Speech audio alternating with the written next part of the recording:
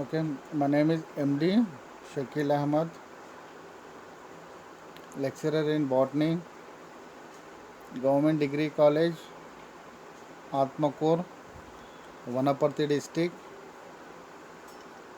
Okay students, ఈరోజు మనం చెప్పుకుంటున్న టాపిక్ క్రెప్స్ వలయము లేదా సిట్రిక్ ఆమ్ల వలయము లేదా దీన్ని ఇంకో పేరుతో మనం సేంద్రిక ఆమ్ల వలయం. ఓకే, అయితే ఈ సిట్రిక్ ఆమ్ల వలయము యొక్క ముఖ్యమైన ఉద్దేశం ఏమంటే గ్లైకాలిసిస్ వలయంలో చిట్ట చివరిగా ఏర్పడే చర్య ఏది అంటే పైరువిక్ ఆమ్లము. అయితే ఆ పైరువిక్ ఆమ్లం యొక్క విచ్ఛిన్నంలో జరిగే చర్యల గురించి, పైరువిక్ ఆమ్ల విచ్ఛిన్నంలో జరిగే చర్యల గురించి మొట్టమొదటిసారిగా హన్స్ క్రిప్స్ అనే శాస్త్రజ్ఞుడు కనుగొన్నాడు. కాబట్టి ఈ వలయాన్ని ఇంకో పేరుతో మనము క్రిప్స్ వలయం అని కూడా అంటారు. అయితే ఈ క్రెప్స్ వలయంలో మొట్టమొదటిగా ఏర్పడే చర్య ఏది అంటే సిట్రిక్ ఆమ్లము. కాబట్టి దీన్ని ఇంకో పేరుతో మనము సిట్రిక్ ఆమ్ల వలయము అని కూడా అంటారు. ఓకే, సో ఇక్కడ చూడండి, ఇప్పుడు చెప్పుకుంటున్న టాపిక్ మనము క్రెప్స్ వలయం. అయితే పైరువిక్ ఆమ్లం యొక్క విచ్ఛిన్నంలో జరిగే చర్యల గురించి వివరించడానికి, పైరువిక్ ఆమ్ల విచ్ఛిన్నంలో ఆల్రెడీగా మనం ఏమని చెప్పుకున్నాం మనము, గ్లైకాలసిస్ వలయంలో చిట్ట చివరిగా ఏర్పడే చర్య ఏది అంటే పైరువిక్ ఆమ్లం. అయితే ఆ పైరువిక్ ఆమ్లం విచ్ఛిన్నంలో జరిగే చర్యల గురించి వివరించడానికి 1937వ సంవత్సరంలో హన్స్ క్రెప్స్ అనే శాస్త్రజ్ఞుడు ఈ వలయాన్ని కనుగొన్నాడు. కాబట్టి దీన్ని ఇంకో పేరుతో మనము క్రెప్స్ వలయము అని కూడా అంటారు. అయితే వీళ్ళు ఈ వలయాన్ని 1937వ సంవత్సరంలో కనుగొన్నారు. కాబట్టి వాళ్ళకు 1953వ సంవత్సరంలో నోబెల్ బహుమతి కూడా లభించినది. నెక్స్ట్ ఇంకోటి ఏమంటే ఈ క్రెప్స్ వలయం అనేది ముఖ్యంగా మైటోకాండ్రియాలోని మాత్రికలో మాత్రమే జరుగుతుంది. నెక్స్ట్ ఈ క్రెప్స్ వలయంలో మొట్టమొదటగా ఏర్పడే చర్య ఏది అంటే సిట్రిక్ ఆమ్లము. కాబట్టి ఈ వలయాన్ని ఇంకో పేరుతో సిట్రిక్ ఆమ్ల వలయము అని కూడా అంటారు. మొదట ఏర్పడే చర్య సిట్రిక్ ఆమ్లం, కాబట్టి ఈ వలయాన్ని సిట్రిక్ ఆమ్ల వలయం అని కూడా అంటారు. అయితే ప్రతి సిట్రిక్ ఆమ్ల వలయంలో కూడా 3 కార్బాక్సిలిక్ సమూహాలు ఉంటాయి. ప్రతి సిట్రిక్ ఆమ్లంలో కూడా ఏమవుతుంది, 3 కార్బాక్సిలిక్ సమూహాలు ఉంటాయి. కాబట్టి దీన్ని ఇంకో పేరుతో టీసీఏ వలయము. టీసీ అంటే 3 ట్రైకార్బాక్సిలిక్ యాసిడ్ వలయము అని కూడా అంటారు. ఓకే, సో ఇది క్రెప్స్ వలయం యొక్క ఇంట్రడక్షన్. మళ్ళీ ఒకసారి వినండి. పైరువిక్ ఆమ్లం విచ్ఛిన్నంలో జరిగే చర్యల గురించి వివరించడానికి 1937వ సంవత్సరంలో హన్స్ క్రెప్స్ అనే శాస్త్రజ్ఞుడు ఈ వలయాన్ని కనుగొన్నాడు. కాబట్టి దీన్ని క్రెప్స్ వలయం అని కూడా అంటారు. అయితే ఈ క్రెప్స్ వలయాన్ని కనుగొన్నందుకు ఈయనకు 1953వ సంవత్సరంలో నోబెల్ బహుమతి కూడా లభించినది. అయితే ఈ క్రెప్స్ వలయం అనేది ముఖ్యంగా మైటోకాండ్రియాలోని మాత్రికలో జరుగును. అయితే ఈ క్రెప్స్ వలయంలో మొట్టమొదటగా ఏర్పడే చర్య ఏది అంటే సిట్రిక్ ఆమ్లము. కాబట్టి ఈ వలయాన్ని ఇంకొక పేరుతో మనము సిట్రిక్ ఆమ్ల వలయము అని కూడా అంటారు. అయితే ప్రతి సిట్రిక్ ఆమ్ల వలయంలో కూడా 3 కార్బాక్సిలిక్ సమూహాలు ఉంటాయి. 3 COOH సమూహాలు అంటే సిట్రిక్ ఆమ్ల వలయంలో 3 కార్బాక్సిలిక్ సమూహాలు ఉంటాయి. కాబట్టి దీన్ని మనం ఇంకో పేరుతో టీసీఏ వలయం అంటే ట్రైకార్బాక్సిలిక్ యాసిడ్ వలయము అని కూడా అంటారు. ఓకే, సో ఇప్పుడు మనం చూడండి ఒక్కసారి క్రెప్స్ వలయం యొక్క డయాగ్రామ్ చూడండి ఇక్కడ. ఓకే, క్రెప్స్ వలయం యొక్క డయాగ్రామ్ చూడండి ఇక్కడ. ఓకే, మనం ఆల్రెడీగా చెప్పుకున్నాం గ్లైకాలిసిస్ వలయంలో మొదట ఏర్పడే చర్య ఏదంటే గ్లూకోజ్ చిట్ట చివరిగా ఏర్పడే చర్య ఏదంటే పైరువిక్ ఆమ్లం. అయితే ఆ పైరువిక్ ఆమ్లం జరిగే విచ్ఛిన్న చర్యల గురించి ఈ క్రెబ్స్ వలయం అనేది మనకు క్లుప్తంగా తెలియజేస్తుంది. ఓకే, సో ఇక్కడ చూడండి. నెక్స్ట్, ఈ క్రెబ్స్ వలయంలో ముఖ్యంగా వివిధ చర్యలు ఉంటాయి.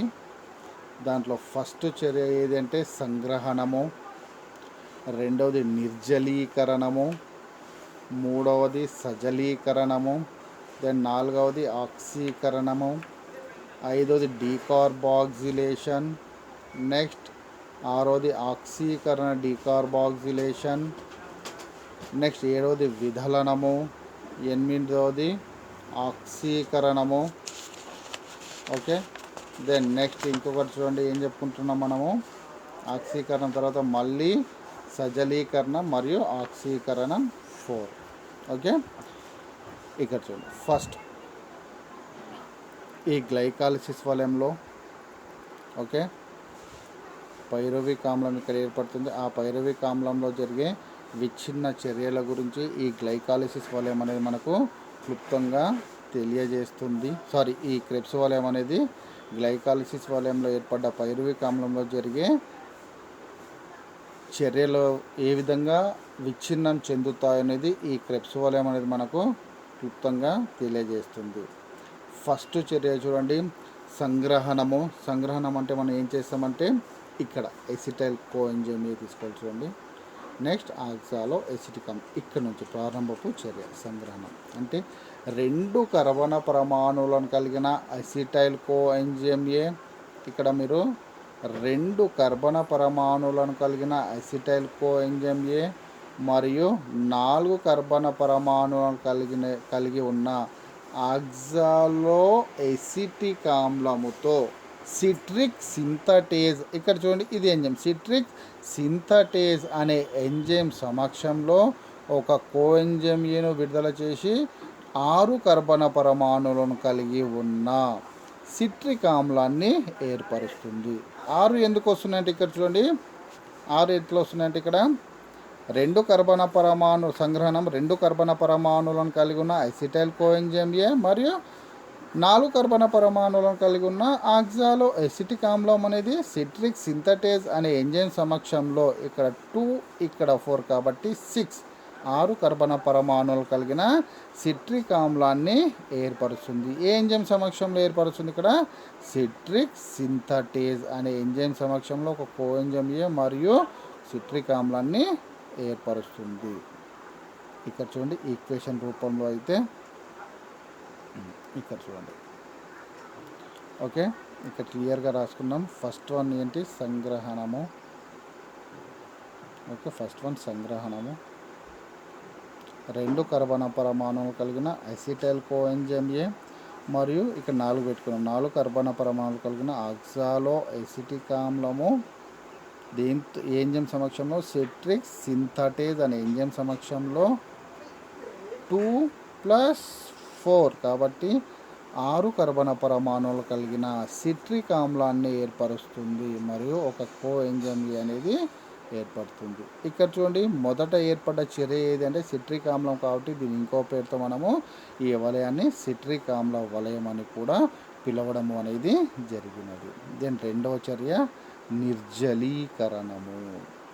ఓకే, ఇక్కడ చూడండి నిర్జలీకరణం గురించి ఇప్పుడు చెప్పుకుంటాం మనము. ఇక్కడ నుంచి నిర్జలీకరణ సిట్రిక్ ఆమ్లం అంటే 6 కర్బన పరమాణువులను కలిగిన సిట్రిక్ ఆమ్లము అనేది ఓకే ఒక నీటి అణువును కోల్పోయి, చూడండి ఇక్కడ యారో మార్క్ ఇక్కడ ఉంది, ఒక నీటి అణువును కోల్పోయి, జాగ్రత్త వినండి, 6 కర్బన పరమాణువులను కలిగిన సిట్రిక్ ఆమ్లము అనేది ఒక నీటి అణువును కోల్పోయి అకోనిటేజ్ అనే ఎంజైమ్ సమక్షంలో సిస్ అకోనిటిక్ ఆమ్లాన్ని ఏర్పరుస్తుంది. ఇది నిర్జలీకరణ.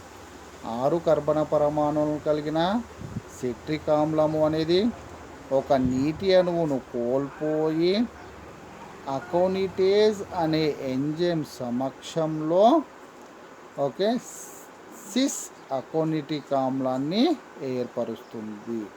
ఇక్కడ ఈక్వేషన్ రూపంలో చూడండి, సిట్రిక్ ఆమ్లము గివ్స్ రైస్ టు ఇక్కడ అకోనిటేజ్ సిస్ అకోనిటిక్ ఆమ్లము ప్లస్ H2O. ఓకే, ఇక్కడ చూడండి హెచ్చలికనం సిట్రిక్ ఆమ్లము, ఇక్కడ యారో మార్క్ ఉంది కదా, దానిపైన ఎంజైమ్ రాసుకుంటున్నాం. ఎంజైమ్ అకోనిటేజ్, ఈ సిట్రిక్ ఆమ్లం దేన్ని ఏర్పరుస్తుంది? సిస్ అకోనిటిక్ ఆమ్లము ప్లస్ H2O. ఓకే, సిట్రిక్ ఆమ్లము అనేది అకోనిటేజ్ అనే ఎంజైమ్ సమక్షంలో ఒక నీటి అణువును కోల్పోయి సిస్ అకోనిటిక్ ఆమ్లాన్ని ఏర్పరుస్తుంది ప్లస్ H2O. నెక్స్ట్ వన్ సజలీకరణము. ఓకే, ఫస్ట్ వన్ సంగ్రహణం అయిపోయింది, సెకండ్ వన్ నిర్జలీకరణం అయిపోయింది, మూడోది సజలీకరణము. ఓకే, ఇక్కడ చూడండి సజలీకరణం. సిస్ అకోనిటిక్ ఆమ్లము అనేది ఇక్కడ చూడండి ఒక నీటి అణువును గ్రహించి ఇక్కడైతే కోల్పోవడం అనేది జరిగింది ఇక్కడ. ఓకే, ఒక నీటి అణువును అక్కడ కోల్పోవడం అనేది జరిగింది. కానీ ఇక్కడికి వచ్చేసరికి ఏమవుతుందంటే ఒక నీటి అణువును గ్రహించుకొని, ఓకే, ఒక నీటి అణువు సిస్ అకోనిటిక్ ఆమ్లము అనేది ఒక నీటి అణువును గ్రహించుకొని అకోనిటేజ్ అనే ఎంజైమ్ సమక్షంలో ఐసోసిట్రిక్ ఆమ్లాన్ని ఏర్పరుస్తుంది. సిస్ అకోనిటిక్ ఆమ్లము ఒక నీటి అణువును గ్రహించుకొని అకోనిటేజ్ అనే ఎంజైమ్ సమక్షంలో ఐసోసిట్రిక్ ఆమ్లంను ఏర్పరుస్తుంది. ఓకే, ఈక్వేషన్ రూపంలో ఇక్కడ చూడండి ఒకసారి సజలీకరణంది. ఓకే, సిస్ అకోనిటిక్ ఆమ్లము ప్లస్ ఒక నీటి అణువుని గ్రహించుకొని, కాబట్టి ఈ చర్యకు ముందు వైపు రాస్తున్నాం. ఇక్కడ నీటి అణువును కోల్పోయింది కాబట్టి లాస్ట్లో రాసుకుంటున్నాం. అంటే సిస్ అకోనిటిక్ ఆమ్లం అనేది ఒక నీటి అణువుని గ్రహించుకుంటుంది కాబట్టి ప్లస్ H2O. ఎంజైమ్ ఏది అంటే ఇక్కడ అకోనిటేజ్ అనే ఎంజైమ్ సమక్షంలో ఇది దేన్ని ఏర్పరుస్తుంది? ఇది ఐసోసిట్రిక్ ఆమ్లాన్ని ఏర్పరుస్తుంది. ఇప్పుడు 3 చర్యలు అయిపోయినాయి చూడండి. ఒకటి సంగ్రహణం అయిపోయింది, రెండవది నిర్జలీకరణం, మూడవది సజలీకరణము. ఓకే, దెన్ నెక్స్ట్ ఫోర్త్ చర్య ఏదంటే ఇక్కడ ఆక్సీకరణము 1. ఓకే, నెక్స్ట్ ఓకే ఐసోసిట్రిక్ ఆమ్లము అనేది ఐసోసిట్రిక్ డిహైడ్రోజినేజ్ అనే ఎంజైమ్ సమక్షంలో, ఓకే, ఐసోసిట్రిక్ ఆమ్లము అనేది ఐసోసిట్రిక్ డిహైడ్రోజినేజ్ అనే ఎంజైమ్ సమక్షంలో ఆక్సాలోసక్సినిక్ ఆమ్లాన్ని ఏర్పరుస్తుంది. ఈ చర్యలో ఓకే NAD+ అనేది ఒక హైడ్రోజన్ను గ్రహించుకొని NADH+H+గా క్షయకరణం చెందుతుంది. జాగ్రత్తగా వినండి, ఇక్కడ ఆక్సీకరణం ఏం చెప్తున్నాం మనం? ఐసోసిట్రిక్ ఆమ్లము అనేది ఐసోసిట్రిక్ డిహైడ్రోజినేజ్ అనే ఎంజైమ్ సమక్షంలో ఆక్సాలోసక్సినిక్ ఆమ్లంగా మారుతుంది. ఈ చర్యలో NAD+ అనేది హైడ్రోజన్లను గ్రహించుకొని NADH+H+గా మారుతుంది. ఓకే, నెక్స్ట్ ఇక్కడ చూడండి ఈక్వేషన్ రూపంలో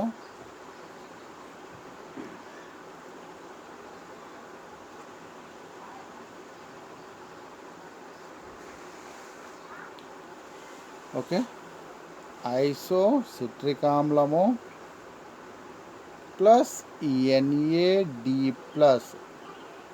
ఇక్కడ ఎంజైమ్ ఏది అంటే ఐసోసిట్రిక్ డిహైడ్రోజినేజ్ అనే ఎంజైమ్ సమక్షంలో దేన్ని ఏర్పరుస్తుంది? ఆక్సాలో సక్సినిక్ ఆమ్లాన్ని ఏర్పరుస్తుంది. ఇక్కడ చూడండి, ఈ ఎన్ఏడి ప్లస్ అనేది హైడ్రోజన్ పరమాణువును గ్రహించుకొని ఏ విధంగా మారుతుంది? ఇక్కడ ఎన్ఏడిహెచ్ ప్లస్ హెచ్ ప్లస్గా మారుతుంది. ఓకే, సో మళ్ళీ ఒకసారి వినండి ఆక్సీకరణంది. ఐసోసిట్రిక్ ఆమ్లం అనేది ఐసోసిట్రిక్ డిహైడ్రోజినేజ్ అనే ఎంజైమ్ సమక్షంలో ఆక్సాలో సక్సినిక్ ఆమ్లాన్ని ఏర్పరుస్తుంది. ఈ చర్యలో ఎన్ఏడి ప్లస్ అనేది హైడ్రోజన్లను గ్రహించుకొని ఎన్ఏడిహెచ్ ప్లస్ హెచ్ ప్లస్లుగా మారుతాయి. ఓకే, దెన్ నెక్స్ట్ చర్య decarboxylation. Decarboxylation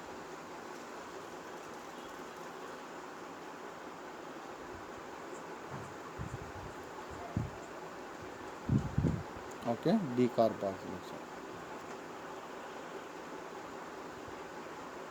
okay, oxalo succinic ఆమ్లము అనేది ఒక కార్బన్ డైఆక్సైడ్ పరమాణుని కోల్పోయి, ఇక్కడ చూడండి CO2 కోల్పోతుంది. ఆక్సాలో సక్సినిక్ ఆమ్లము అనేది ఒక కార్బన్ డైఆక్సైడ్ పరమాణుని కోల్పోయి ఆక్సాలో సక్సినిక్ డీకార్బాక్సిలేజ్ అనే ఎంజైమ్ సమక్షంలో ఓకే ఏ విధంగా దేన్ని ఏర్పరుస్తుంది? ఆల్ఫా కీటో గ్లూటారిక్ ఆమ్లాన్ని ఏర్పరుస్తుంది. అంటే ఇక్కడ ఏమవుతుందంటే చూడండి, ఒక కార్బన్ డైఆక్సైడ్ను కోల్పోతుంది కాబట్టి 5 కర్బన పరమాణువులు కలిగిన ఆల్ఫా కీటో గ్లూటామిక్ ఆమ్లాన్ని ఏర్పడుతుంది. ఎందుకంటే ఇక్కడ 2, ఇక్కడ 4 ప్లస్ 6, ఇక్కడ 6 అన్నట్టుగా సిట్రిక్ ఆమ్లం, ఇక్కడ 6, నెక్స్ట్ ఇక్కడ 6, ఇక్కడ కూడా సేమ్గా 6 ఏర్పడి ఉంటాయి. కాబట్టి ఇక్కడ 6 కర్బన పరమాణువులను కలిగిన ఆక్సాలో సక్సినిక్ ఆమ్లం అనేది ఒక కార్బన్ డైఆక్సైడ్ పరమాణుని కోల్పోతుంది కాబట్టి 6 కాస్త 5గా మారుతుంది. ఏ ఎంజైమ్ సమక్షంలో? ఆక్సాలో సక్సినిక్ డీకార్బాక్సిలేజ్ అనే ఎంజైమ్ సమక్షంలో 5 కర్బన పరమాణువులు కలిగిన ఆల్ఫా కీటో గ్లూటామిక్ ఆమ్లాన్ని ఏర్పరుస్తుంది. ఈక్వేషన్ రూపంలో వచ్చిన ఒకసారి ఆక్సాలో సక్సినిక్ ఆమ్లము గివ్స్ రైజ్ టు ఎంజైమ్, ఇక్కడ ఏంటి? ఆక్సాలో సక్సినిక్ డీకార్బాక్సిలేజ్ ఏర్పడ్డ చర్య ఏది? ఆల్ఫా కీటో గ్లూటామిక్ ఆమ్లం ప్లస్ CO2. ఇక్కడ చూడండి. ఓకే,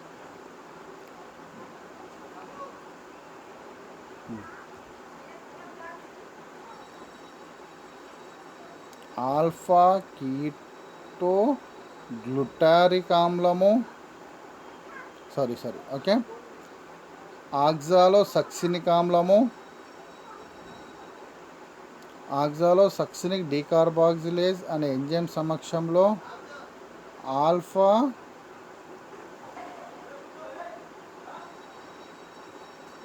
కీటో గ్లూటారిక్ ఆమ్లాన్ని ఏర్పరుస్తుంది. ఓకే, ఇక్కడ చూడండి చిన్న మిస్టేక్, ఈ NADH ప్లస్ అనేది కాదు ఇక్కడ, కాకుండా ఇది ప్లస్ CO2 అనేది ఇక్కడ. ఓకే, నెక్స్ట్ చర్య ఆక్సీకరణ డీకార్బాక్సిలేషన్. ఆక్సీకరణ డీకార్బాక్సిలేషన్ 6వ చర్య. ఆక్సీకరణ 1 అయిపోయింది, డీకార్బాక్సిలేషన్ అయిపోయింది. ఇక్కడ ఆక్సాలో సక్సినిక్ ఆమ్లం అనేది ఒక కార్బన్ డైఆక్సైడ్ పరమాణును కోల్పోయి, ఇక్కడ చూడండి అడ్జస్ట్ చేసుకోండి, CO2. ఆక్సాలో సక్సినిక్ ఆమ్లం అనేది ఆక్సాలో సక్సినిక్ డీకార్బాక్సిలేజ్ అనే ఎంజైమ్ సమక్షంలో 5 కర్బన పరమాణువులు కలిగిన ఆల్ఫా కీటో గ్లూటారిక్ ఆమ్లాన్ని ఏర్పరుస్తుంది. కాబట్టి ఈక్వేషన్ రూపంలో ఆక్సాలో సక్సినిక్ ఆమ్లము gives rise to oxalo succinic decarboxylase alpha keto glutaric ఆమ్లం ప్లస్ CO2. నెక్స్ట్ 6వ చర్య ఆక్సీకరణ డీకార్బాక్సిలేషన్. ఓకే, నెక్స్ట్ 5 కర్బన పరమాణువులు కలిగిన ఆల్ఫా కీటో గ్లూటారిక్ ఆమ్లం. ఇక్కడ చూడండి, ఇక్కడ క్లియర్ అర్థమవుతుంది మనకు. ఓకే, 5 కర్బన పరమాణువులను కలిగి ఉన్న ఆల్ఫా కీటో గ్లూటామిక్ ఆమ్లం అనేది ఆక్సీకరణ డీకార్బాక్సిలేషన్ చర్యల ద్వారా ఒక కో ఎంజైమ్ ఏతో సంగ్రహణము చెంది, ఓకే, సక్సినైల్ కో ఎంజైమ్ ఇక్కడ చూడండి, సక్సినైల్ కో ఎంజైమ్ ఏను ఏర్పరుస్తుంది.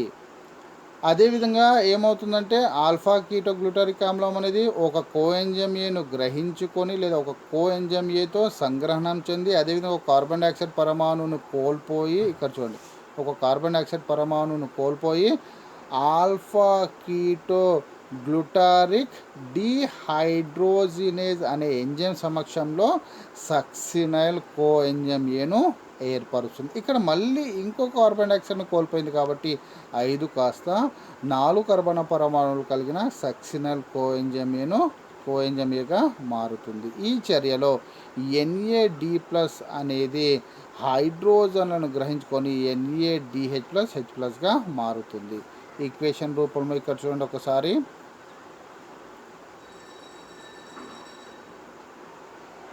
ఆక్సీకరణ డీకార్బాక్సిలేషన్ 5 కర్బన పరమాణువులు కలిగి ఉన్న, ఓకే, 5 కర్బన పరమాణువులు కలిగిన ఆల్ఫా కీటో గ్లూటారిక్ ఆమ్లం అనేది, ఓకే, ఒక కో ఎంజైమ్ను సంగ్రహణం చెంది మరొక కార్బన్ డైఆక్సైడ్ పరమాణువును కోల్పోయి 4 కర్బన పరమాణువులను కలిగిన సక్సినైల్ కో ఎంజైమ్ ఏగా మారుతుంది. ఏ ఎంజైమ్ సమక్షంలో?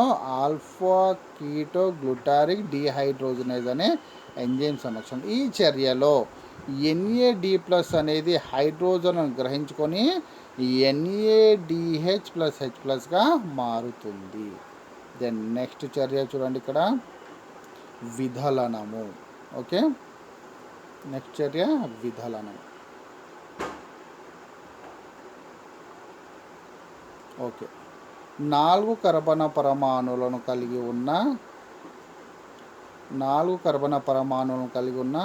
సక్సినైల్ కో ఎంజైమ్ ఏ అనేది ఒక నీటి అణువును గ్రహించుకొని, 4 కర్బన పరమాణువులు కలిగి ఉన్న సక్సినైల్ కో ఎంజైమ్ ఏ అనేది ఒక నీటి అణువుని గ్రహించుకొని అదేవిధంగా ఒక కో ఎంజైమ్ ఏను కోల్పోయి సక్సినిక్ థయోకైనేజ్ అనే ఎంజైమ్ సమక్షంలో సక్సినిక్ ఆమ్లాన్ని ఏర్పరుస్తుంది.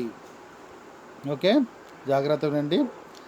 సక్సినైల్ 4 కర్బన పరమాణువులను కలిగి ఉన్న సక్సినైల్ కో ఎంజైమ్ అనేది ఒక నీటి అణువును గ్రహించుకొని దాంతోపాటు ఒక కోఎంజైమ్ను కోల్పోయి సక్సినిక్ థయోకైనేజ్ అనే ఎంజైమ్ సమక్షంలో 4 కర్బన పరమాణువులను కలిగి ఉన్న సక్సినిక్ ఆమ్లాన్ని ఏర్పరుస్తుంది. ఈక్వేషన్ రూపంలో చూడండి, succinyl coenzyme A plus H2O gives rise to దగ్గర ఏం రాస్తాం మనం అంటే గివ్స్ రైస్ టు దగ్గర ఏం రాస్తాం? సక్సినిక్ థయోకైనేజ్. గివ్స్ రైస్ టు తర్వాత సక్సినిక్ ఆమ్లము ప్లస్ COA. అయితే ఇక్కడ ఇంకోటి మర్చిపోయిన చూడండి, ఈ చర్యలో ADP ప్లస్ IP అనేది పాస్పేట్ను గ్రహించుకొని ATPగా మారుతుంది. కాబట్టి succinyl coenzyme A plus H2O plus ADP plus PI gives rise to enzyme succinic thiokinase. అక్కడ ఏం ఏర్పడుతుంది మనకు? సక్సినిక్ ఆమ్లము plus coenzyme A plus ATP. ఒకసారి ఇక్కడ చూడండి,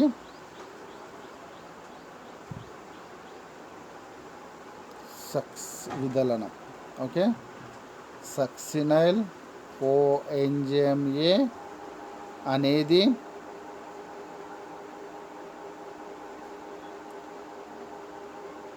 సక్సినిక్ థయోకైనేజ్ అనే ఎంజైమ్ సమక్షంలో సక్సినిక్ ఆమ్లంగా మారుతుంది. ఒక కోఎంజైమ్ను కోల్పోయింది కాబట్టి ఇక్కడికి వచ్చేస్తుంది.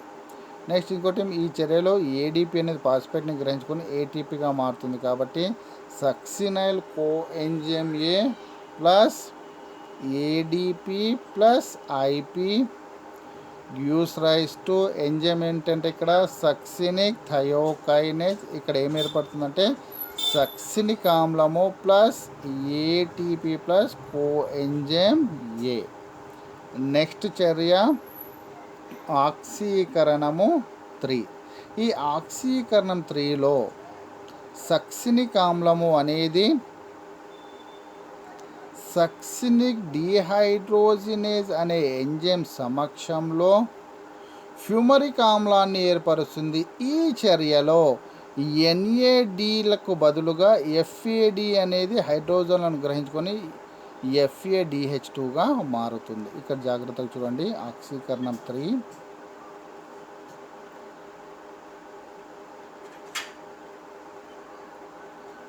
ఓకే, సక్సినిక్ ఆమ్లము అనేది సక్సినిక్ డీహైడ్రోజినేజ్ అనే ఎంజైమ్ సమక్షంలో ఫ్యూమరిక్ ఆమ్లాన్ని ఏర్పరుస్తుంది. అంటే 4 కర్బన పరమాణువులు కలిగి ఉన్న సక్సినిక్ ఆమ్లము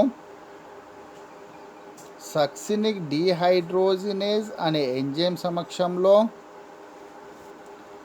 ఫ్యూమరిక్ ఆమ్లాన్ని ఏర్పరుస్తుంది. ఈ చర్యలో FAD అంటే NADకి బదులుగా ఇక్కడ FAD ఏర్పడుతుంది. FAD అనేది హైడ్రోజన్లను గ్రహించుకొని FADH2గా మారుతుంది. కాబట్టి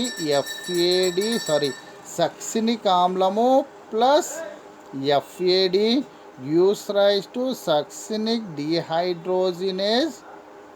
అక్కడ ఏర్పడేది ఏమంటే ఫ్యూమరిక్ ఆమ్లం ప్లస్ FADH2. జాగ్రత్తగా మళ్ళీ ఒకసారి వినండి. ఆక్సీకరణంది.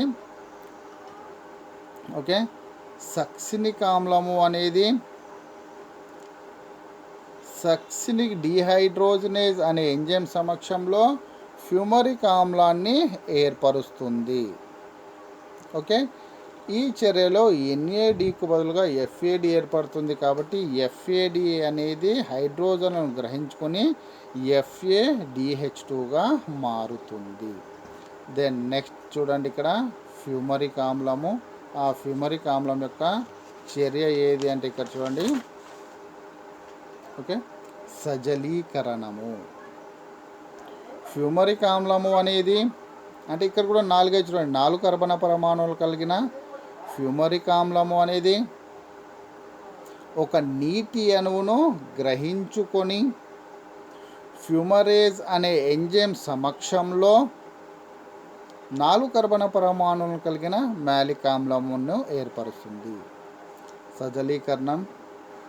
ఫ్యూమరిక్ ఆమ్లం అనేది ఫ్యూమరిక్ ఆమ్లం అనేది 4 కర్బన పరమాణువులను కలిగి ఉంది. కాబట్టి 4 కర్బన పరమాణువులు కలిగి ఉన్న ఫ్యూమరిక్ ఆమ్లం అనేది ఒక నీటి అణువును గ్రహించుకొని ఎటువంటి ఎంజైమ్ సమక్షంలో ఫ్యూమరేజ్ అనే ఎంజైమ్ సమక్షంలో 4 కర్బన పరమాణువులను కలిగి ఉన్న మ్యాలిక్ ఆమ్లంను ఏర్పరుస్తుంది. కాబట్టి ఈక్వేషన్ రూపంలో ఫ్యూమరిక్ ఆమ్లము ప్లస్ H2O.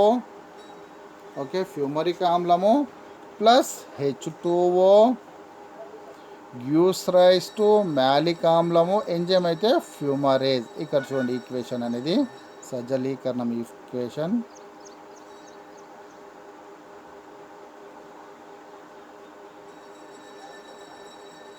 సజలీకరణం. ఫ్యూమరిక్ ఆమ్లము అనేది నీటి అణువును గ్రహించుకొని కాబట్టి ఫ్యూమరిక్ ఆమ్లము ప్లస్ H2O. ఎంజైమ్ ఏది అంటే ఫ్యూమరేజ్. ఇక్కడ దేన్ని ఏర్పరుస్తుంది? ఇది మ్యాలిక్ ఆమ్లాన్ని ఏర్పరుస్తుంది. నెక్స్ట్ ఆక్సీకరణం 2. ఆక్సీకరణం 2 అంటే ఇక్కడ చూడండి.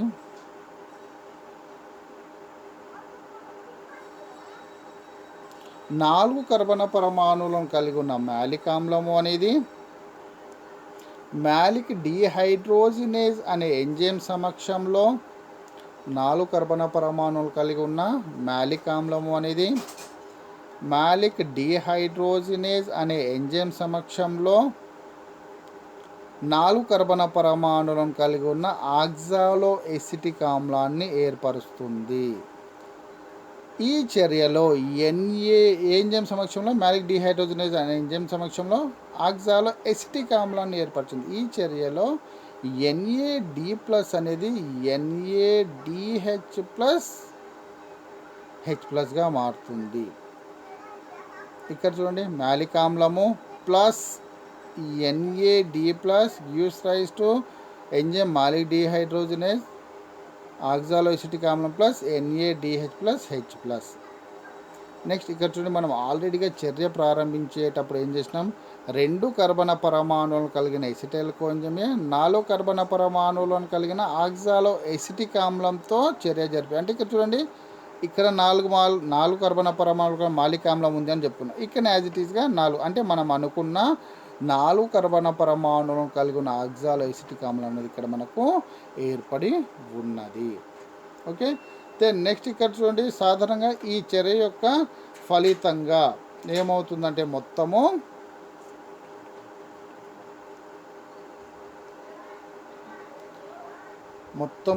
8 NADHలు మరియు 2 FADH2లు మరియు 2 ATPలు అనేవి ఈ క్రెబ్స్ వలయంలో ఏర్పడము అనేది జరుగుతుంది. ఒకసారి జాగ్రత్తగా వినండి, మళ్ళీ ఒకసారి చెప్పుకుందాము. Okay, Krebs వలయము. అయితే ఈ క్రెబ్స్ వలయాన్ని మొట్టమొదటిసారిగా ఎవరు గుర్తించారు? హన్స్ క్రెబ్స్ అనే శాస్త్రజ్ఞుడు కనుగొన్నారు కాబట్టి దీన్ని క్రెబ్స్ వలయం అని కూడా అంటారు. అయితే ఈ వలయంలో మొట్టమొదటిగా ఏర్పడే చర్య ఏది అంటే సిట్రిక్ ఆమ్లం, కాబట్టి దీన్ని ఇంకో పేరుతో సిట్రిక్ ఆమ్ల వలయం అని కూడా అంటారు. నెక్స్ట్ ఇది క్రెబ్స్ వలయం.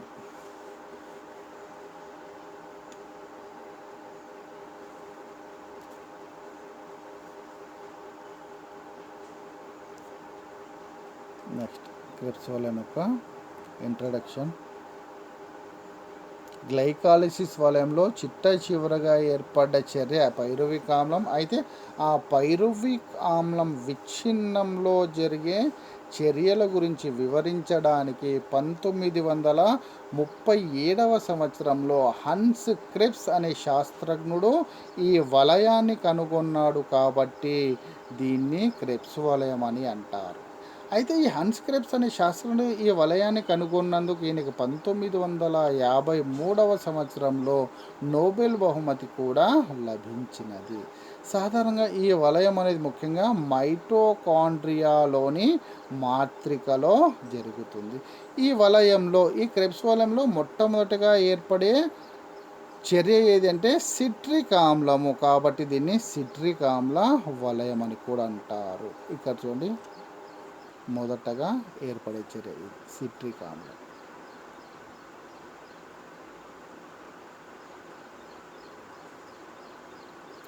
కాబట్టి దీన్ని ఇంకో పేరుతో మనం ఏమంటాం, సిట్రిక్ ఆమ్ల వలయం అని కూడా అంటారు.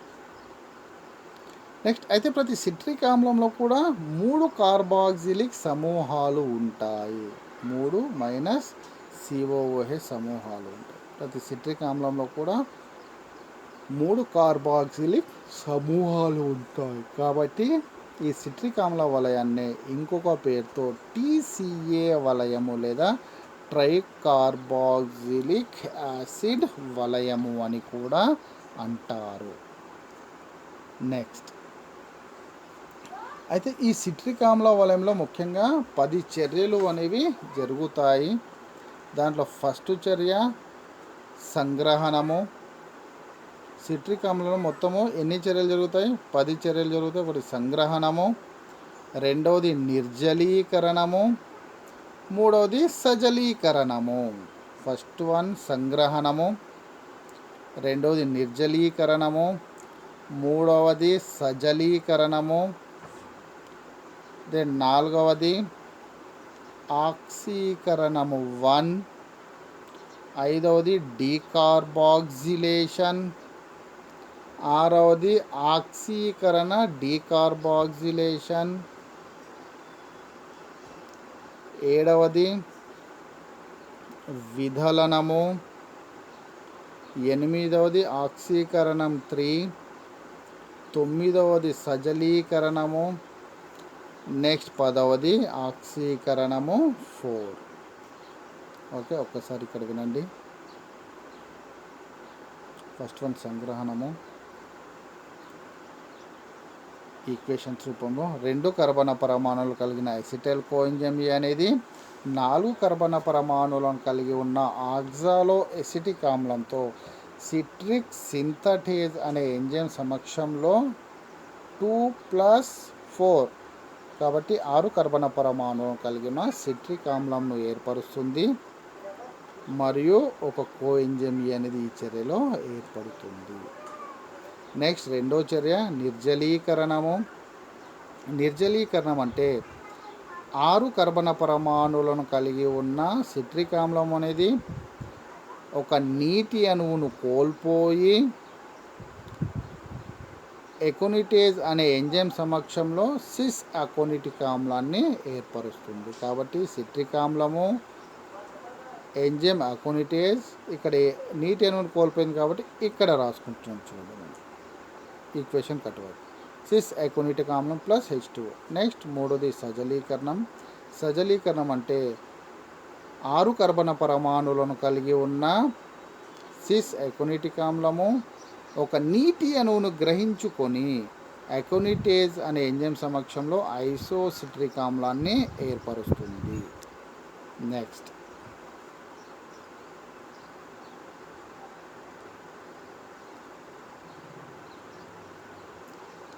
ఆక్సీకరణం. ఫోర్త్ వన్ ఆక్సీకరణం 1 అంటే 6 కర్బన పరమాణువులను కలిగి ఉన్న ఐసోసిట్రిక్ ఆమ్లము అనేది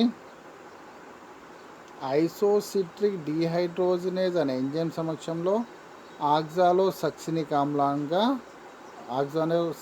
ఆమ్లాన్ని ఏర్పరుస్తుంది. ఈ చర్యలో NAD+ అనేది హైడ్రోజన్ గ్రహించుకొని NADH+H+గా మారుతుంది. Then next one decarboxylation. ఇక్కడ చిన్న మిస్టేక్ చూడండి, ఇక్కడ CO2 ఇక్కడ కరెక్షన్ చేసుకోవాలి. 6 కర్బన పరమాణువులను కలిగిన ఆక్సాలోసక్సినిక్ ఆమ్లము ఆక్సాలోసక్సినిక్ డీకార్బాక్సిలేజ్ అనే ఎంజైమ్ సమక్షంలో ఒక కార్బన్ డైఆక్సైడ్ పరమాణువుని కోల్పోయి 5 కర్బన పరమాణువులు కలిగి ఉన్న ఆల్ఫా కీటో గ్లూటారిక్ ఆమ్లాన్ని ఏర్పరుస్తుంది. నెక్స్ట్ ఆక్సీకరణ డీకార్బాక్సిలేషన్. ఇక్కడ చూడండి, 5 కర్బన పరమాణువులు కలిగిన ఆల్ఫా కీటో గ్లూటారిక్ ఆమ్లం అనేది ఒక కోఎంజైమ్ Aను గ్రహించుకొని ఆల్ఫా కీటో గ్లూటారిక్ డిహైడ్రోజినేజ్ అనే ఎంజైమ్ సమక్షంలో సక్సినల్ కోఎంజైమ్ A మరియు ఇక్కడ కూడా చూడండి మళ్ళీ ఒక కార్బన్ డైఆక్సైడ్ను కోల్పోవడం అనేది జరుగుతుంది. కాబట్టి 4 కర్బన పరమాణువులు కలిగిన సక్సినిక్ ఆమ్లాన్ని ఏర్పరుస్తుంది. ప్లస్ ఇక్కడ NAD అనేది హైడ్రోజన్ గ్రహించుకొని NADH+H+గా మారుతుంది. Then next one seventh one విదలనం. 4 కర్బన పరమాణువులు కలిగిన సక్సినల్ కోఎంజైమ్ A అనేది ఒక కోఎంజైమ్ను కోల్పోయి సక్సినిక్ థయోకైనేజ్ అనే ఎంజైమ్ సమక్షంలో 4 కర్బన పరమాణువులు కలిగిన సక్సినిక్ ఆమ్లాన్ని ఏర్పరుస్తుంది. ఈ చర్యలో ADP అడెనోసిన్ డైపాస్పేట్ అనేది పాస్పేట్ని గ్రహించుకొని ATPగా మారుతుంది. కాబట్టి succinyl coenzyme A plus ADP plus IP succinic thiokinase ఇక్కడ ఏం ఏర్పడుతుంది, సక్సినిక్ ఆమ్లం plus ATP plus coenzyme A. Then 8th చర్య ఆక్సీకరణం 3. 4 కర్బన పరమాణువులు కలిగిన సక్సినిక్ ఆమ్లము అనేది సక్సినిక్ డిహైడ్రోజినేజ్ అనే ఎంజైమ్ సమక్షంలో 4 కర్బన పరమాణువులు కలిగిన ఫ్యూమరిక్ ఆమ్లాన్ని ఏర్పరుస్తుంది. ఈ చర్యలో NADHకు బదులుగా FAD అనేది హైడ్రోజన్ గ్రహించుకొని FADH2గా మారుతుంది. నెక్స్ట్ సజలీకరణం 9. 4 కర్బన పరమాణువులు కలిగిన ఫ్యూమరిక్ ఆమ్లము అనేది ఒక నీటి అణువును గ్రహించుకొని ఫ్యూమరేజ్ అనే ఎంజైమ్ సమక్షంలో 4 కర్బన పరమాణువులను కలిగి ఉన్న మ్యాలిక్ ఆమ్లాన్ని ఏర్పరుస్తుంది. కాబట్టి ఫ్యూమరిక్ ఆమ్లము ప్లస్ H2O, ఎందుకంటే ఇక్కడ నీటి అణువును గ్రహించుకోవడం అనేది జరుగుతుంది కాబట్టి ప్లస్ H2O ఫ్యూమరేజ్ అనే ఎంజైమ్ మ్యాలిక్ ఆమ్లం ఏర్పడటం. నెక్స్ట్ ఆక్సీకరణం 4. 4 కర్బన పరమాణువులు కలిగిన మ్యాలిక్ ఆమ్లము మ్యాలిక్ డిహైడ్రోజినేజ్ అనే ఎంజైమ్ సమక్షంలో 4 కర్బన పరమాణువులు కలిగిన ఆక్సాలోఎసిటిక్ ఆమ్లంగా మారుతుంది. మనము స్టార్ట్ చేయడమే దేంతో స్టార్ట్ చేసాం, 4 కర్బన పరమాణువులు కలిగిన ఆక్సాలోఎసిటిక్ ఆమ్లం 2 కర్బన పరమాణువులు కలిగిన ఎసిటైల్ కోఎంజైమ్తో చర్య జరిపి 6 కర్బన పరమాణువులు కలిగిన సిట్రిక్ ఆమ్లాన్ని ఏర్పడుతుంది. ఇక్కడ మనం అనుకున్న 4 కర్బన పరమాణువులు గల ఆక్సాలో అసిటిక్ ఆమ్లం అనేది ఏర్పడుతుంది. కాబట్టి మాలిక్ ఆమ్లము plus NAD plus enzyme malic dehydrogenase ఇక్కడ ఏర్పడ్డది ఏమంటే ఆక్సాలో అసిటిక్ ఆమ్లము plus NADH plus H plus. ఈ చర్యలో మొత్తానికి చివరిగా ఇక్కడ ఏం ఏర్పడుతుంది మనకు?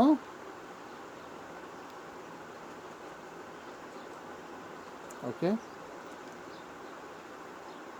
8 NADHలు, 2 FADH2లు మరియు 2 ATPలు అనేటివి ఈ చర్యలో మనకు చివరగా ఏర్పడతాయి. సో స్టూడెంట్స్, ఈరోజు మనం thank you very much students. Okay, so ఈరోజు మనం చెప్పుకున్న టాపిక్ క్రెబ్స్ వలయము. ఈ క్రెబ్స్ వలయం అనే టాపిక్ మనకు చాలా important topic for SA question కోసము. మ్యాక్సిమం కూడా ఈ క్రెబ్స్ వలయము ఎగ్జామ్లో important topic. Okay, so students, రేపటి క్లాస్లో మళ్ళీ ఒక కొత్త టాపిక్తో మీ ముందుంటాను. Okay, thank you.